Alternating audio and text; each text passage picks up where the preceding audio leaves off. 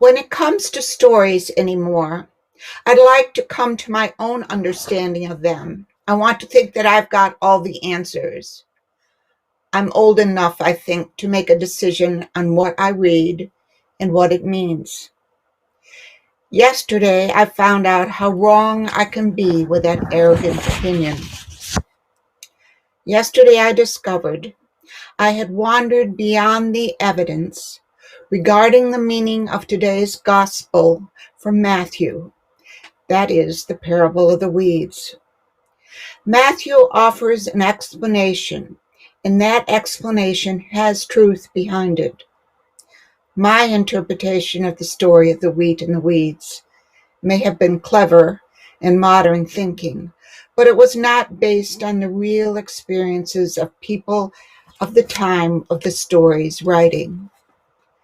And the reason for my error is that I hadn't done my homework. So let me tell you what I learned about the parable of the weeds.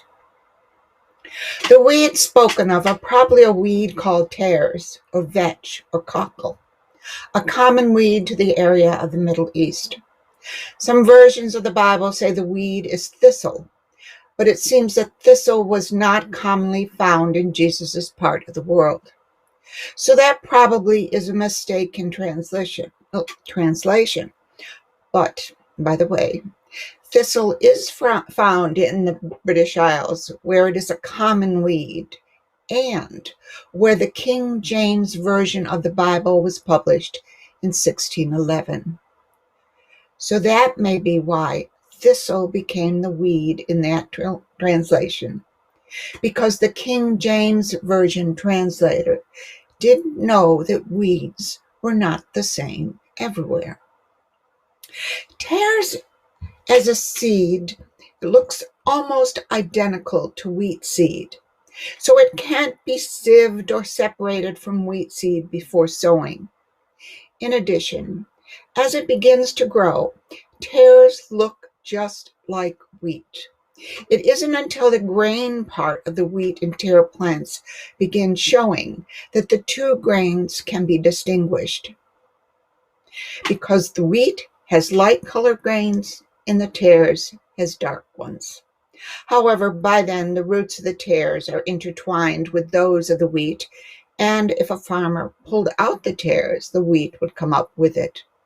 There would be no crop of wheat left for him to harvest.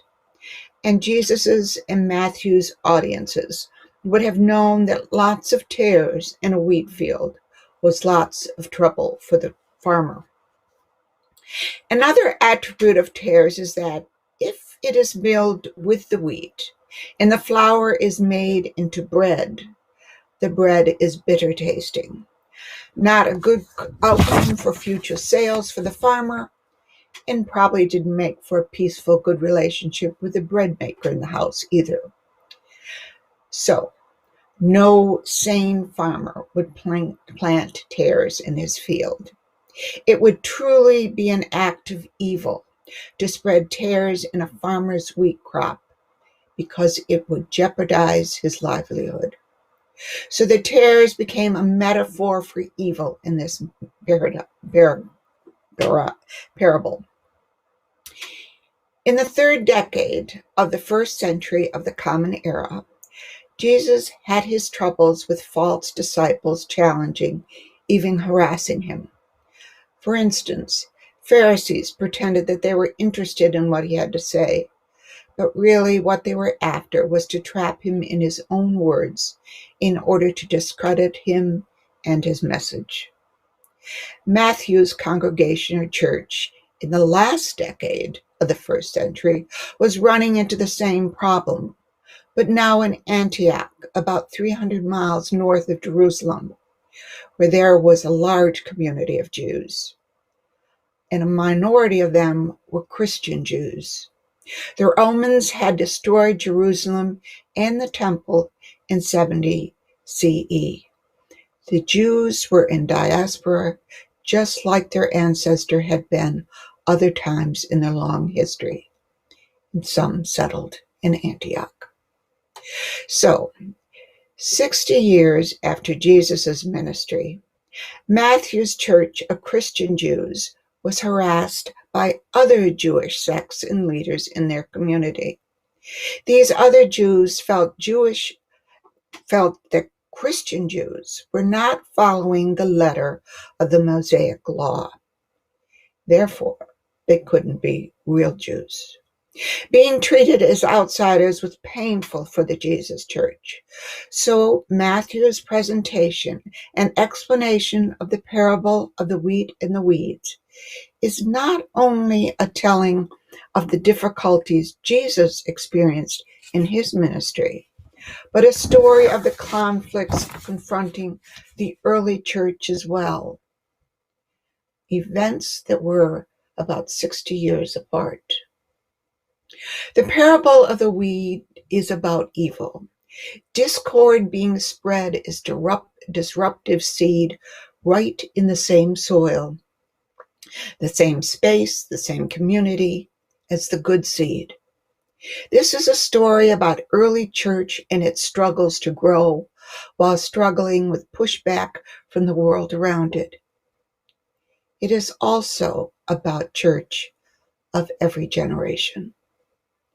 The message of a Christian church is that it is open, welcoming, and loving. But this parable warns us that not everyone who may join or shows interest plans to grow with the church and to help the church grow. Churches attract people for many reasons, and we don't necessarily know what any person's attraction to it is. The church lets in the good and the bad because we can't tell the difference, like the weed seed and the tare seed. And like Matthew, who was also telling the Antioch church is also about trusting that God will settle the conundrum because only God knows the true nature of each of us. But I do not think the story is about leaving the entire job of church building and its safety up to God. We are the church.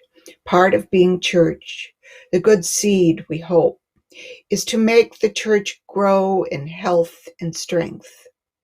We are the watchdogs, making sure that what we do is inviting and that it moves the world towards Jesus' way. And painfully, on very rare occasions, part of the church's job is to set someone outside for a while, or maybe even permanently, to save the whole.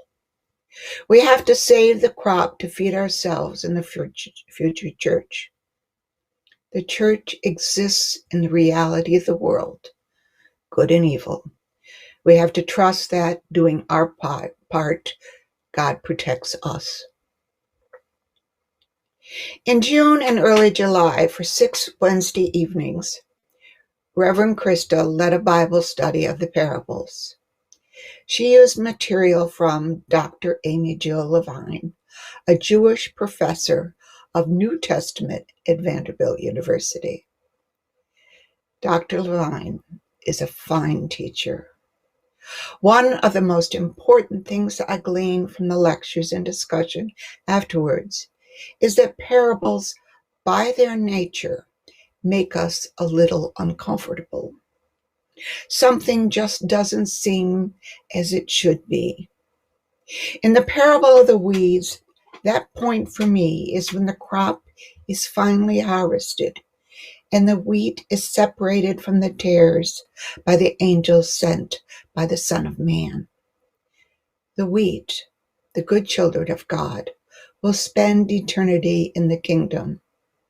The tares, the evil ones, will be thrown into the fire also for all eternity. And I question, would an all-loving God be that vengeful? That is my point of discomfort, and I'm working on it. It is hard for me to just let God be God without butting in with my take on the problem.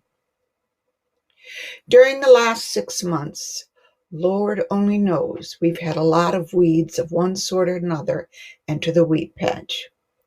And the interesting thing is, although science is doing its ding-dongas to help us get through, we have to let God. And for me, God, through the church, embodied by the people of St. Paul's Walnut Creek, the good wheat, if you will, has grown my prayer life by maybe tenfold. And that has been good wheat, good bread of life for me. God is watching over me. It is a shame it took a pandemic and racial unrest compounding one another to kick me into a better praying life. But that is how God has always worked in my life. Kicks in the head during some really rough times. So, am I ready to allow Matthew to tell me what the parable of the weeds means? Well, mostly. But what I am sure about now is that God, in whatever way is godly, will figure out how to keep us in the weed patch and not in the evil weeds. I think God in God's church does that for us. It is called saving our souls. Amen.